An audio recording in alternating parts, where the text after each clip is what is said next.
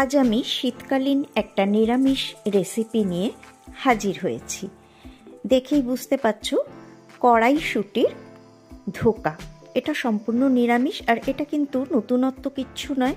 এটা সাবেকি একটা রান্না, ঠাকুরবাড়িতেও এই রান্নাটা হয়ে থাকতো। তো আমি আজকে যেভাবে করছি সেটা তোমরা দেখো, হয়তো অনেকেই জানো, আবার অনেকে জানো না। তো আমি যে পদ্ধতিতে করছি, এই পদ্ধতিতে তোমরা অবশ্যই বাড়িতে একবার করে খেয়ে দেখো। আশা করছি প্রত্যেকেরই ভীষণ ভালো লাগবে। ভালো লাগলে বন্ধুরা, তোমাদের কাছে অনুরোধ রইল, কমেন্ট করে জানিও, আর অবশ্যই লাইক করো। নতুন বন্ধুদের অনুরোধ করব, এরকমই সুন্দর সুন্দর রেসিপি পেতে আমার চ্যানেলটা সাবস্ক্রাইব করে আমার পাশে থাকার জন্য। তো চলো, আর বেশি কথা না বলে শুরু করে দিই আমার আজকের রেসিপি। আমি গ্যাস অন করে একটা কড়াই বসিয়ে দিয়েছি, আর এতে দেখো অল্প একটু জল দিয়ে দিয়েছি। আর এর মধ্যে এখন আমি এক বাটি কড়াইশুঁটি দিয়ে দিচ্ছি। তো এটাকে আমি সেদ্ধ করব। সেদ্ধ বলতে এটা যেই একবার ফুটে উঠবে তখনই কিন্তু আমি নামিয়ে নেব, খুব বেশিক্ষণ সেদ্ধ করার দরকার নেই। তো দেখো, কড়াইশুঁটিটা ফুটতে শুরু করে দিয়েছে, বেশ টকবক করে ফুটে উঠেছে ভালোভাবে। এখন আমি এটাকে ঢাকা দিয়ে গ্যাসটাকে অফ করে দিলাম। গ্যাস অফ করে এটাকে আমি 2 মিনিট ঢাকা দিয়ে রাখবো। 2 মিনিট পর আমি ঢাকাটা তুলে দেখো কড়াইশুঁটিটা একটা ছাঁকনির মধ্যে রেখে দিয়েছি, যাতে বাড়তি জলটাও ঝরে যায়। আর এটাকে কিন্তু একদম ঠান্ডা করে নিতে হবে। আমি মিক্সির বড় জারটা নিয়ে নিয়েছি, আর এর মধ্যে এখন কড়াইশুঁটিটা নিয়ে নিলাম। কড়াইশুঁটিটা ঠান্ডা হয়ে গেছে।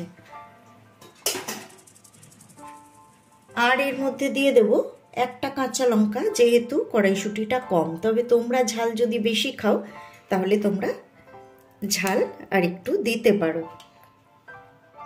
দিয়ে দেব ছোট্ট এক টুকরো আদা। যেহেতু কড়াইশুঁটির পরিমাণটা অল্প, সেটা কিন্তু বুঝেই দিতে হবে। আর এবার আমি এর মধ্যে কিন্তু কোনো রকম জল দেব না, এটাকে একটা মিহি পেস্ট তৈরি করে নেব। তো দেখো, আমি কড়াইশুঁটিটা পেস্ট করে নিয়েছি। আমি গ্যাসে একটা কড়াই বসিয়ে দিয়েছি। কড়াইটা গরম হয়ে গেছে, এখন আমি ফ্লেমটা লো করে দিলাম। আর এর মধ্যে দেখো আমি 2 টেবিল চামচ দিয়ে দিলাম বেসন। এই বেসনটাকে এখন আমি হালকা করে শুকনো কড়াইয়ে ভেজে নেব।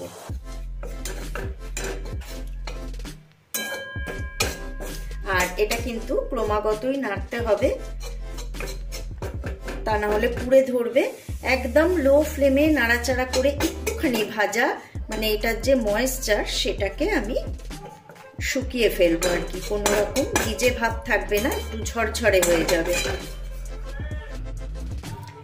তো দেখো, এটাকে আমি 30 সেকেন্ড মতো নাড়াচাড়া করে নিয়েছি। ব্যাস, হয়ে গেছে, আর দরকার নেই। এখন আমি এটা গ্যাস থেকে নামিয়ে নেব। আমি গ্যাসে কড়াইটা আবার বসিয়ে দিয়েছি। এতে দিয়ে দিচ্ছি সর্ষের তেল। আমি সর্ষের তেলেই রান্নাটা করব, তোমরা ইচ্ছা করলে সাদা তেলেও কিন্তু করতে পারো। তো দিয়ে দিলাম সর্ষের তেল, আর তেলটা গরম হওয়া পর্যন্ত অপেক্ষা করব।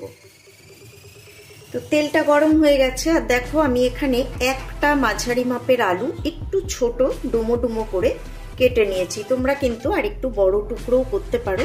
আমি যাতে তাড়াতাড়ি হয়ে যায় তার জন্য এরকম একটু ছোট ছোট করে টুকরো করে নিয়েছি। তো এগুলোকে আমি একটুখানি ভেজে নেব।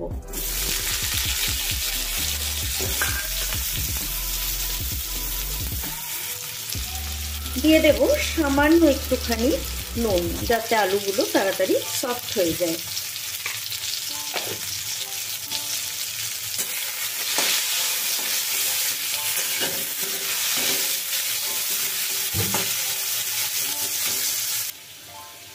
আলুগুলো লাল লাল করে ভেজে নিয়েছি, এখন আমি আলুগুলো তুলে নেব। আলুটা তুলে নেওয়ার পর দেখো অল্প একটু তেল রয়ে গেছে, আর আমি এই তেলটার মধ্যেই এখন কড়াইশুঁটির পেস্টটা দিয়ে দেব।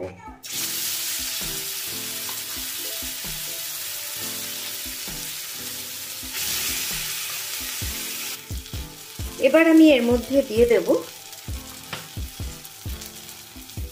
বেসনটা, আর দিয়ে দেব 1 চা চামচ মৌরি, ভাজা নয় কিন্তু কাঁচা মৌরি আমি গুঁড়ো করে রেখেছিলাম, আধ ভাঙা করে রেখেছিলাম সেইটা। এইটা দিলে এর স্বাদটা কিন্তু একদম অন্যরকম হবে, বেশ ভালো লাগে খেতে।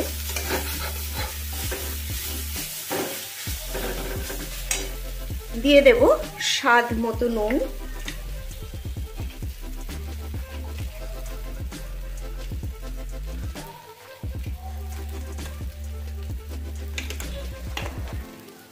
এবার এটাকে ভালো করে মিশিয়ে নাড়াচাড়া করে শুকিয়ে নিতে হবে। আর এর কাঁচা গন্ধটাও কিন্তু নাড়তে নাড়তে চলে যাবে। তো দেখো আমি গ্যাসটা অফ করে দিয়েছি, আর এটা কিন্তু একদম শুকিয়ে দেখো দলা পাকিয়ে গেছে। এই দেখো খুন্তির গায়ে লেগে আছে, পড়ছে না, একদম শুকিয়ে গেছে। এখন আমি একটা প্লেট নিয়ে নিয়েছি, এর মধ্যে দিয়ে দিচ্ছি একটুখানি সর্ষের তেল। তোমরা সাদা তেল দিতে পারো, কোনোই অসুবিধা নেই। আমি পুরোটাই সর্ষের তেলেই করছি। আর তেলটা একটু ভালো করে প্লেটটার মধ্যে আমি ব্রাশ করে দিচ্ছি।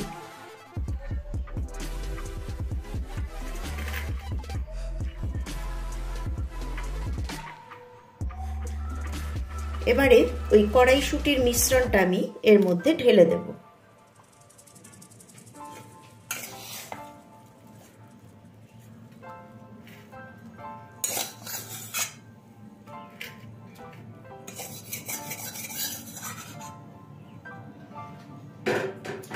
এটাই কিন্তু এখন হাত দেওয়া চলবে না, তো এটা একটু ঠান্ডা হওয়া পর্যন্ত আমাদের অপেক্ষা করতে হবে।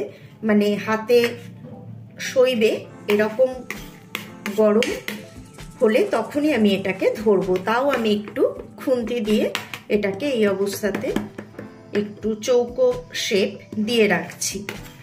কিন্তু খবরদার ভুলেও এতে এখন হাত দেবে না, কারণ এটা কিন্তু এখন প্রচন্ড গরম। আর একটু পাতলা করে দিই, একটু বেশি মোটা হয়ে গেছে।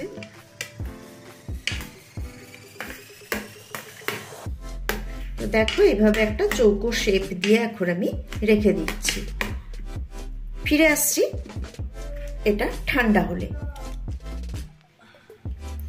তো এটা কিন্তু একদম ঠান্ডা হয়ে গেছে, এখন আমি এটাকে কেটে নেব। এবার পিস তোমরা যেমন ইচ্ছা করতে পারো, বরফি, চৌকো, যেমন ইচ্ছা। তো আমি একটু চৌকো করেই পিসটা করে নিচ্ছি।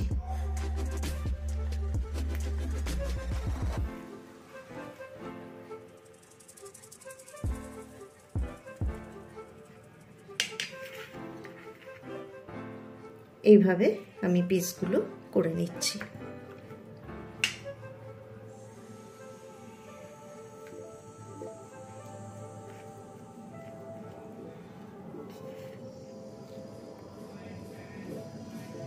দেখো এইরকম হয়েছে। কড়াইয়ে আমি আবারও সর্ষের তেল দিয়ে দিয়েছি, তেলটা গরম হয়ে গেছে, ফ্লেমটা লো করে দিয়েছি। আর এখন আমি একে একে এই ধোকাগুলো ভেজে নেব।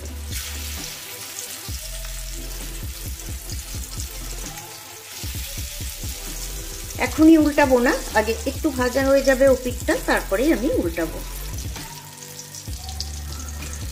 ওপিকটা ভাজা হয়ে গেছে, এখন দেখো খুব আস্তে করে আমি ধোকাগুলো উল্টে দিচ্ছি। আর আমি একবারে বেশি দিইনি, আমার কড়াইটাও ছোট, আমি অল্প অল্প করেই সবগুলো ভেজে নেব।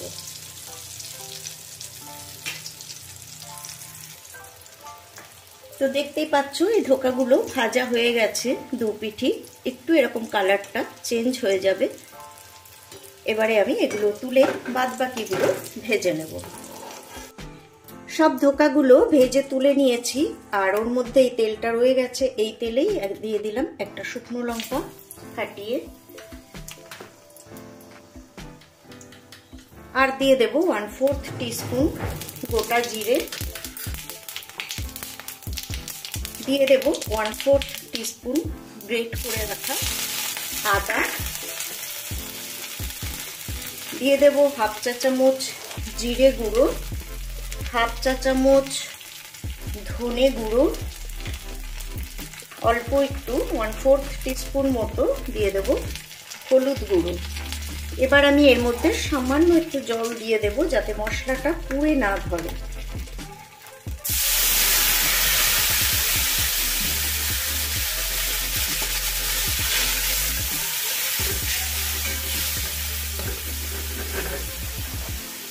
দিয়ে দেব ভেজে রাখা আলুটা, আর দিয়ে দেব এর মধ্যে স্বাদ মতো নুন।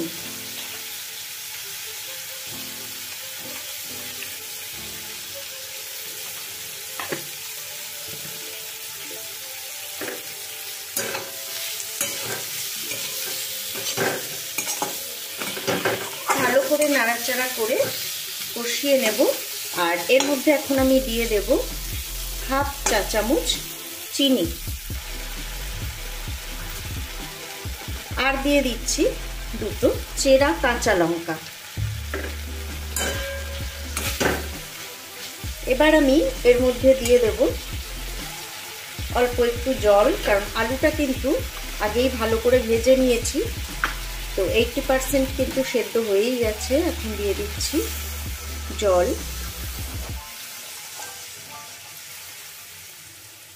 আর এটাকে এখন আমি ঢাকা দিয়ে রান্না করব।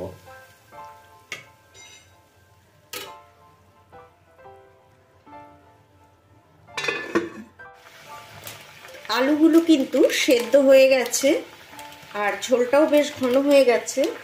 এখন আমি এর মধ্যে দিয়ে দেব একটুখানি গরম মশলার গুঁড়ো, খুব সামান্য পরিমাণে, মানে কয়েক চিমটি, যেহেতু আমাদের ঘরে খুব একটা গরম মশলার গুঁড়ো কেউ পছন্দ করে না, তাই বেশি পড়ে গেছে, এতটা দেব না আমি। দেখো একদম 2 চিমটি মতো আমি দিয়ে দিলাম। আর দিয়ে দেব হিং। আমি দেখো একটা বাটিতে হিং জলে গুলিয়ে রেখে দিয়েছিলাম, সেই হিংটাও আমি এর মধ্যে দিয়ে দিলাম। আর দিয়ে দেব একটুখানি ঘি।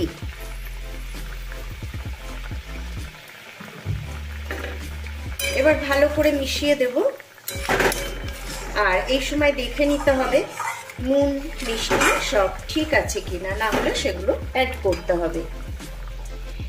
তো আমি দেখে নিয়েছি নুন মিষ্টি সব ঠিক আছে। এখন আমি ফ্লেমটা একদম লো করে দিয়ে ধোকাগুলো এর মধ্যে দিয়ে দিলাম। আর এই ধোকা দেওয়ার পর কিন্তু আর টকবগিয়ে ফোটানো চলবে না, কারণ এগুলো ভীষণই নরম হয়।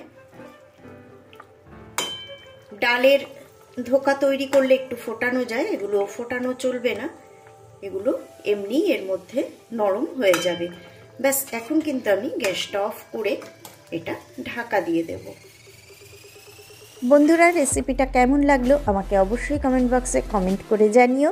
আজকে এই পর্যন্তই বিদায় নিচ্ছি, আবারও ফিরে আসব পরের পর্বে এরকমই সুন্দর কোনো রেসিপি নিয়ে। সবাই ভালো থেকো, সুস্থ থেকো, সাথে থেকো।